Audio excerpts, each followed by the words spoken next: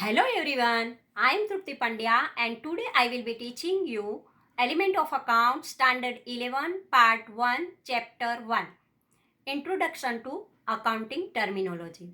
In previous lecture up to objective of the accounting we completed. Characteristics of accounting also completed. Objective of account also completed. Define of account also completed. And introduction of account also completed. Now today let us start our fifth point, advantage of accounting. So let us start it.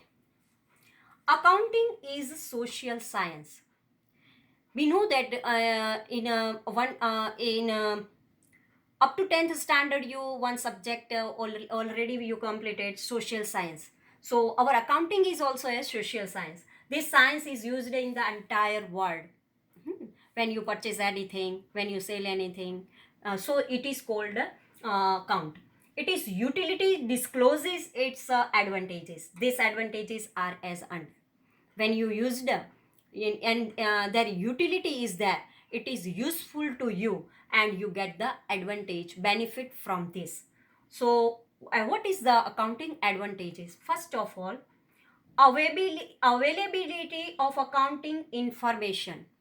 Whenever you want to get the information, you get this information easily. So availability of the accounting information is very easy. Accounting information is prepared by any owner of any business. If this information is readily available, it can be used by the owner as and when it is needed.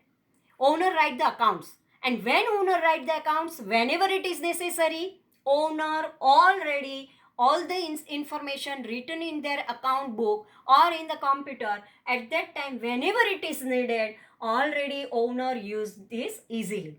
An owner wants to obtain a loan from a bank. Why owner needs this account? Whenever owner want to take the loan from the bank, otherwise he can prepare accounting information of his economic status and be obtain the loan. When any owner want to get loan from the bank, at that time bank want this written document as when there is a prepare the account. So this account already owner want to show the bank. When this document show the bank, at that time bank provide the loan to the owner. To know the profitability. Second advantage what? Whenever they already all the accounts are prepared, at that time owner show that their business is running in a profit or not, and in profit then how much profit is there for the year ending. So here, to know the profitability during specific accounting period, especially generally 12 months accounting period is there for 1 year, 1st April to 31st March, otherwise December to December. This way accounting period is for 12 months, means 1 year. So during specific accounting period, how much profit is earned or how much loss is incurred? Because generally owner want to get the profit, but all the year profit is not possible. Some circumstances are there, and for these circumstances sometimes there is a losses is also there. Maybe there is a natural calamity is there or other any reason is there. At that time losses are also incurred in the business unit. So if there is a profit is there, then how much profit is there, and if there is a loss is there, then how much loss is there.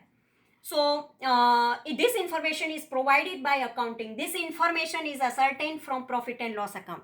So these all the things owner get from their profit and loss account. When owner show the profit and loss account, at that time when he check this account, then already this information he get from this account that there is a profit or there is a loss. Third advantage, to know financial status. From the accounts, owner know the their financial status, and in their financial status at the end of the period, what is his real situation. It means what is his liability, what is his asset, what is his receivable, what is his payable. What is his receivable means how much amount he want to get from the others. And payable means how much amount he want to pay, means this outstanding payment is there, outstanding receivable is there. Otherwise any liability is there, he want to pay some amount to their creditors. Debtors, from the debtors he want to receive, receivable means from the debtors any amount he receive from in a future. So this type of a status, it is called the financial status. At the end of the period, what is the size of liability for the business can be ascertained. If the size of liability of business is more, it indicates weak economic condition, and if the size of liability of business is less, it indicates good economic condition. If your liability, if owner's liability is less, then strong business unit is there, because asset is more and liability is less. It means payable is less and receivable is more. At that time, strong business unit is there. But opposite, if liability is more and asset is less, at that time weak business condition is there. This is called the financial status. It indicates good economic condition. This economic status can be ascertained through balance sheet, and this situation we find out this economic status is there, and this economic status we find out from the balance sheet. When we see the balance sheet, at that time what is the liability and what is the asset, and from this all the things we find out that it is our weak condition or a good condition. Afterward, fourth there four is tax planning. Fourth advantage is tax planning. Tax on earned income has to be paid by every business unit in different forms. The determination of a tax size is based on quantum of a transaction of a business. Keeping in mind quantum of transaction, what amount of tax is to be paid for a respective period is ascertained from accounts. From this information, planning for tax payable during the period can be made. So what is the taxable amount is there and what quantum of taxes are there, because so many taxes are there. So which transaction are there, and for this transaction how much tax they have to pay, this all the information they provide. So tax planning is also necessary for the owner. So for this from this account they find out the tax planning. Afterward, valuation of a business. In practice, sometimes an owner sells his own business to another person. Under these circumstances, what should be selling price of a business? Sometimes owner want to sell their business, and at that time, what is his goodwill? What is the market value of his business? If a valuable business is there, then market value is a very high. And if the in a market their goodwill is not there, at that time their value is less. So valuation, what is the valuation of his business? From the account, business man, otherwise owner, know this.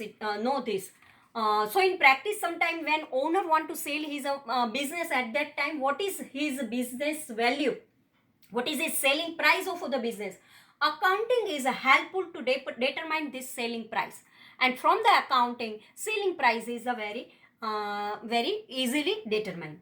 What is the profitability of a business? Which first factor to find out the business selling price? First of all, what is the profit? If a profitable business is there, then their selling price is high. If a business make the loss, then his business price is less, right? If a profit is there, then high business, high price value of this business, and if loss is there, then this business value is very low. What is economic condition? This sort of information is provided by accounting. Therefore, in this manner, accounting assists in a business valuation.